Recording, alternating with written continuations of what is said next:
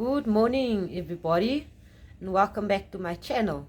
I greet all of you, most importantly, our President, Babsaro Ramaphosa, and I want to thank everybody for your comments and your contributions towards my channel. Thank you so much. Okay, so like I said, I'm here to dispel myths. I'm here to talk, real life issues. So let me jump right in. For this session, I have decided to speak about the myth of once a criminal, always a criminal. Crime has no prejudice. Crime doesn't ask who you are or where you're from. Anybody can fall victim to it, and anybody can be a perpetrator of it. A priest of today can be a serial rapist tomorrow. A qualified surgeon of world renown can be sued for malpractice tomorrow. A law-abiding citizen today can be a murderer tomorrow. A glorified queen of today can be charged with mass genocide tomorrow. The list is endless of these examples that I can make, but I think you get my drift. So with that said, I really want to dispel this myth that says that once you're a criminal, you'll always be a criminal. Mostly because as an ex-offender, this myth has brought a lot of barriers into my life, on my way, on my road to recovery and starting over. Allow me to make some examples, some scenarios that I've come up with. Let's say that you are a mother, you have 2 or 3 children, and your husband has left you for someone else or for some reason or another. He was the breadwinner, and now you are left with the responsibility of looking after your children, making sure that they have everything. Because you were a stay-at-home mom, all these responsibilities are yours now. And the help that you get from charity or from family or from your church or your community is not enough, or eventually it dries up and you feel desperate. And somewhere along the way, you heard about shoplifting and that it's easy. And you feel, because of your situation, you feel that you can do this. And you do it. You steal some food or some clothes for your kid. Or you steal something to go and sell it so that you can have money to send your kids to school or for some luxury or the other. And you get caught. And you are sent to jail. You are found guilty of shoplifting and you are sent to jail. Or in another scenario, let's say that you are a young boy, a teenager maybe, and you grow up in a home where there's no father, he's non-existent, or you don't know him, or he's just never had a part in your life, an active role in your life. And you have a mother that's addicted to drugs or alcohol, and she's forever shouting you about things, and your situation at home is just not nice or pleasant. And you get caught up with the wrong crowd. And somehow or another, you end up doing things that lands you in jail with this crowd. Okay? In another scenario, let's say that you were at a party and you had one drink too many.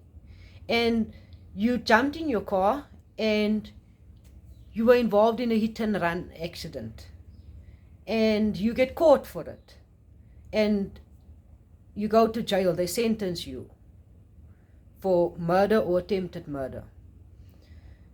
And in a last scenario, let's say that you find your loved one, maybe your child or a mother or father or brother or sister, or even a close friend. You find this person being accosted by a stranger. Maybe they are being raped, or maybe they are being brutalized, whatever the case may be. And it so happens that you come onto that scene. And because it's someone near and dear to you, you act out of emotion and you end up killing the stranger. And then let's say the police comes, and even though you tell them your story, they arrest you.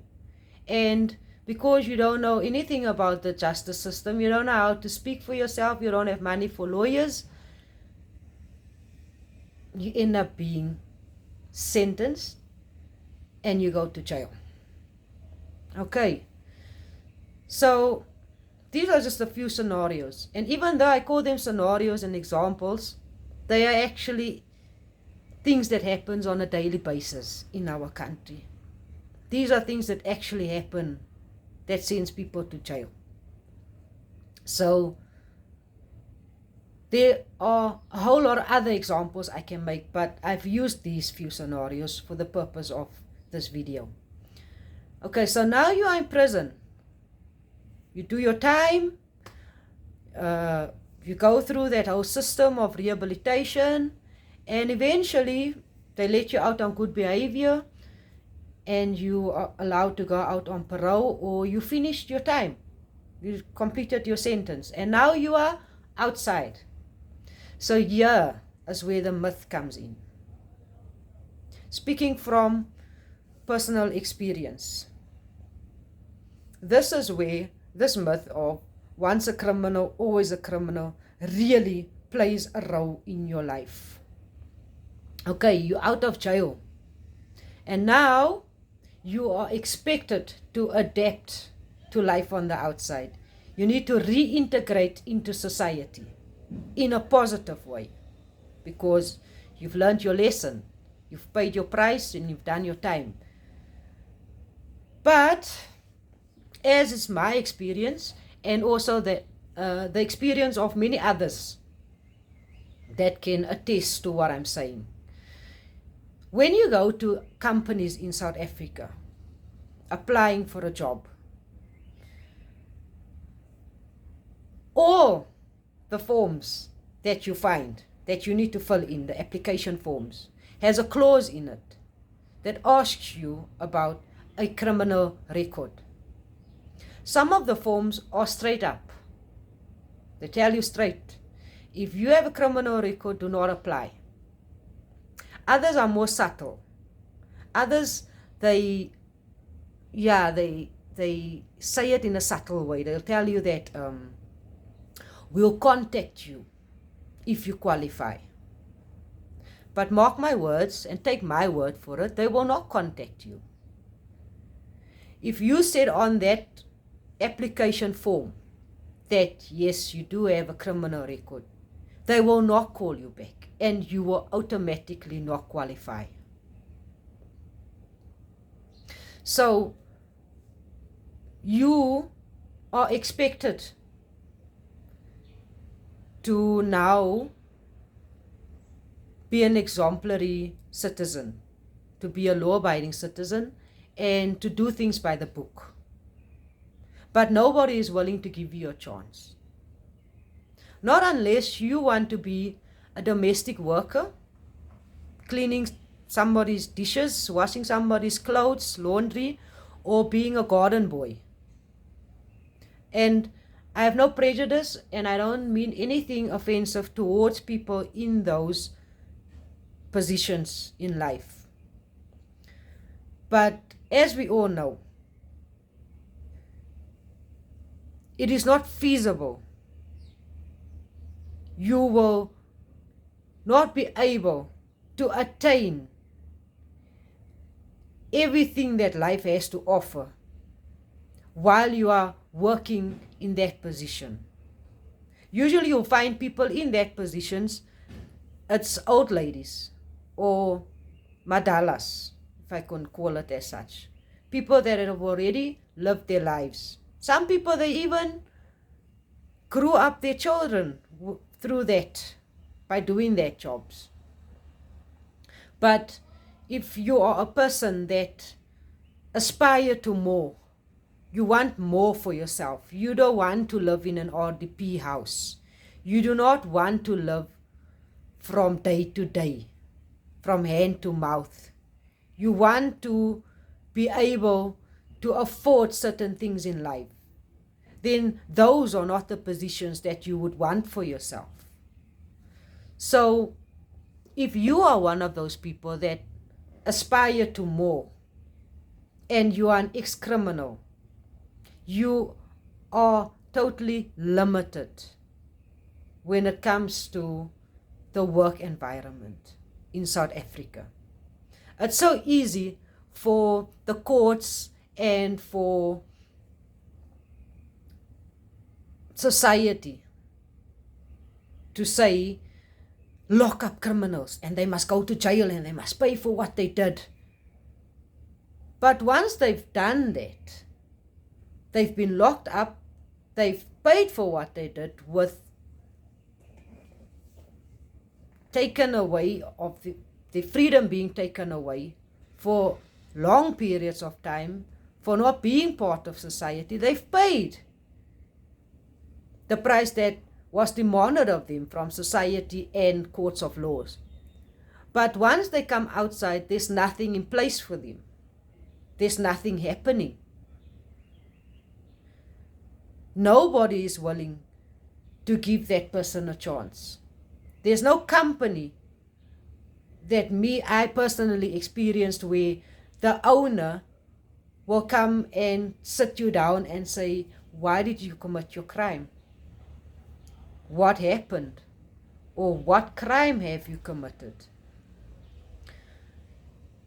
As I feel that if you committed fraud and now you want to be a preschool primary teacher, still the clause is there. Did you commit a crime? Do you have a criminal record? What has that criminal record got to do with you being a primary school teacher?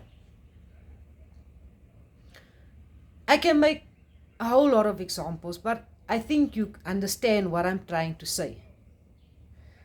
Nobody is willing to give you that chance to say, prove yourself. Let me give you a chance.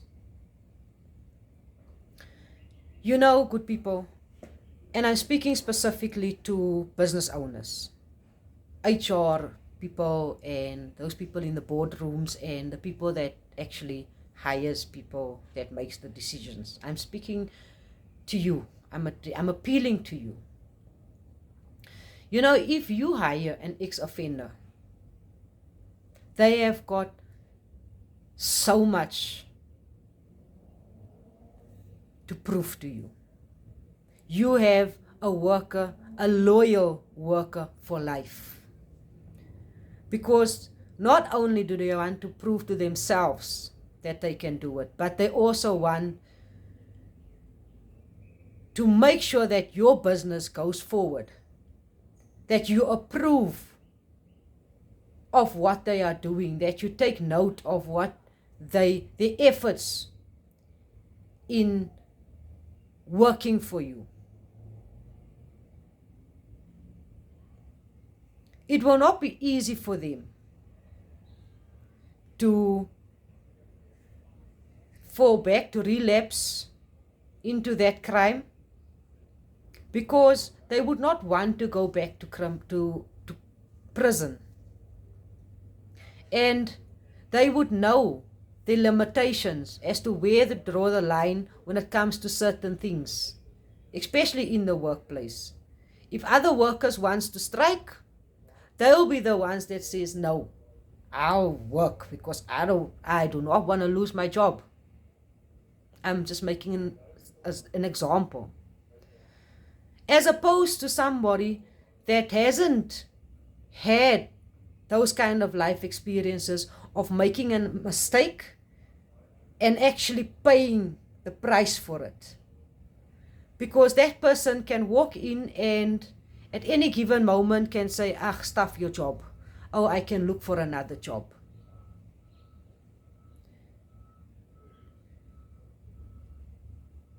It will be so much more morally rewarding to be able to help someone that wants to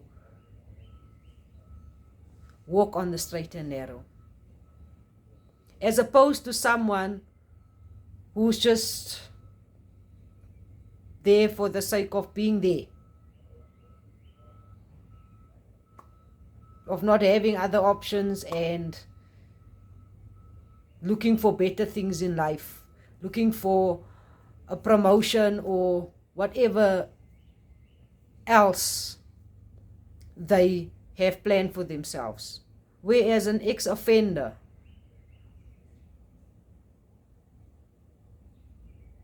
it would take a whole lot for them to disappoint you.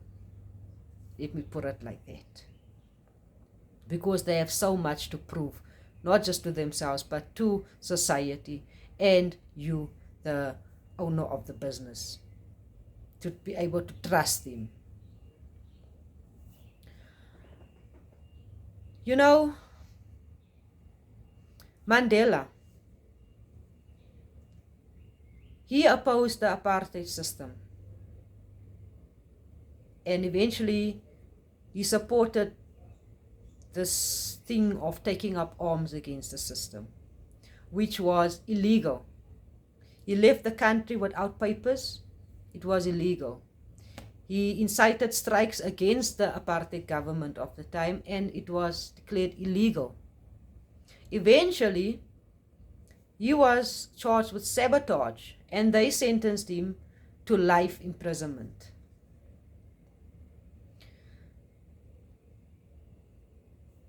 Jesus Christ, he was accused of blasphemy, and he was sentenced to death at that time. Lord Krishna, by default, was born a criminal, as the king of that time had imprisoned his mother. Even the Holy Prophet Muhammad, had he been alive today, he would have been held accountable for owning slaves. He was of the opinion that if you do not revert to Islam, you will stay a slave for the rest of your life. The only way that he would show, or they would show you mercy, was if you chose Islam as your religion of choice. Hence, I'm saying that had he been alive today, he would have been held accountable for these views, and he would have probably been made out to be a criminal. So why do I mention these very important figures in history? Why do I speak about these holy men, these people that we glorify? Well, I mention them because if any of them came knocking at your business today, applying for a job, not one of them would have qualified. Not according to your terms and conditions.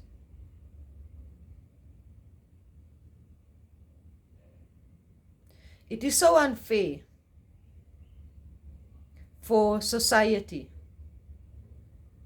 to be taking this stance against people that have committed crimes. Not everybody in jail is a career criminal or a serial offender. Majority of offenders in our prisons today are normal people, ordinary people that have made mistakes in their lives. There are so many women who, through abuse, suffering abuse for many years, decided enough is enough and they killed their partners and ended up in prison. Not because they woke up, they were born killing people. Not because they go around killing people every day. It's something in their lives that drove them towards that point. Likewise, there are many men in prison that are falsely accused of rape. I'm a woman and I have been the victim of rape, yes. And I sympathize with the real victims of rape. But I also know, and I'm aware of, women in society that wants to spite men. Maybe the man don't want her anymore, or maybe the man found out that she's having extramarital affairs, or she's sleeping around with other guys, and now to shield herself, to protect her image, she screams rape. Not realizing how damaging it is for that man when he lands in prison. I do not take away from the fact that rape is a serious issue in our society. But I do know that there are a large amount of men in prison that's been falsely accused of rape. And they come out of prison and they are not given a chance. And the things that they see there in jail, that they are subjected to in jail, when they come out and now they are subjected to this cold shoulder from society, or these women that have killed their husbands or their spouses or their partners, when they come out after experiencing those things that they went through in jail, and they come out and they get these cold shoulders from society, what would be their next best option, do you think? Do you not think as a society that you are perpetuating this myth of once a criminal, always a criminal? Because you do not take the time out, ever, to sit down with these people, with us, and ask what happened. What is your circumstances and how do you want to go forward? What can you contribute? You just automatically put all of us in a box and say these are lost causes, whereby there are so many talented people amongst us as ex-offenders. There are so many qualifications and experiences that is not being explored, that are put in a box because of a few that chooses crime as a way of life. The rest of us has to pay for their choices. Majority now are left unattended by society. Majority are written off by society because of the minority that chooses to be career criminals, that chooses to keep going back to jail. And it's really not fair. I am speaking largely, I'm appealing to business owners, those people that sit in board meetings, the ones that calls the shots, I'm appealing to you. Please change this narrative. Please put steps in place that will accommodate ex-offenders. Because we are still part of this country. We still have so much to offer when given the chance. Give us the opportunity to prove ourselves. I appeal to government. Put places and institutions and organizations in place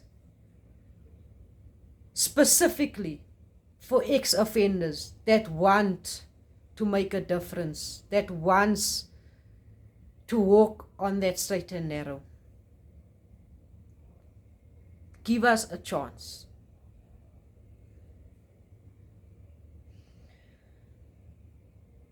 It may seem that this doesn't affect you.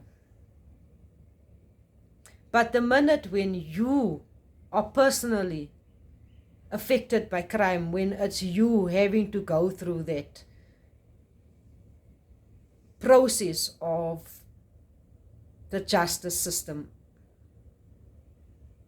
it's then whereby you want to open your eyes and start questioning things such as the rights of inmates, the fairness of our criminal justice system. But up until then, it's so easy to judge, to sit and judge and say, lock them up and throw away the key. Not all of us were fortunate enough to be raised in a manner where you were taught this is how you deal with the issues of life. There are a whole lot of societies, populations, communities in our country, especially in the poorer communities, where crime is at the order of the day. People grow up not knowing better, being taught how to go to steal, being taught how to rob, being taught how to stab with a knife.